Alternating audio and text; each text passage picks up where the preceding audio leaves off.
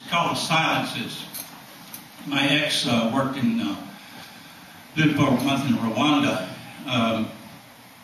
and while she was there, she did some volunteer work at a school for orphans of the genocide. And they were mute, and they couldn't hear or speak. And it was amazing, she said, because, once they got a sheet of paper, and the whole school kind of gathered around this sheet of paper, and they got a little piece of paper that had the hand signals, sign language on it. And they had a great time. I wish I could show you the picture of two of the young ones, Arceo and Emil and Arsene. And they're just laughing and trying to learn these signs. It was a beautiful thing.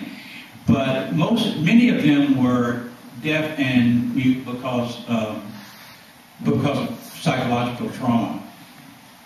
It was, like I say, at the genocide. So this is called The Silences. L'Institut Philippe de Smaldon, Rwanda, 1997. Making love, hitting the showers, hearing or making the jokes, anecdotes, or grafting orchid to orchid, or driving down the road alone, perhaps to vote, PTA and Parents' Day, every hello and goodbye, and how much, and so what, all coated with a thin film of the silences. Orphanage for the little deaf and mute.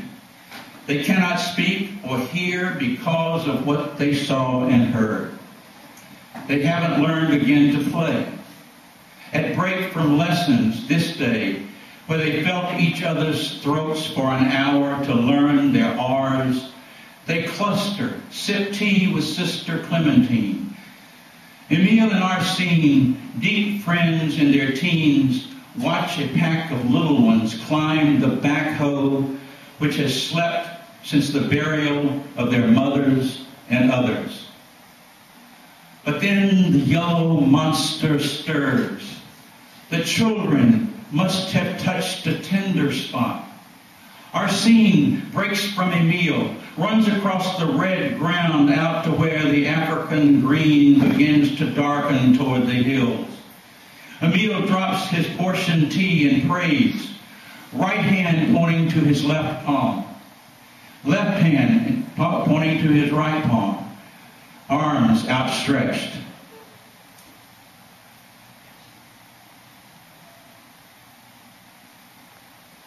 Jesus, Jesus. No need to open the mouth for this.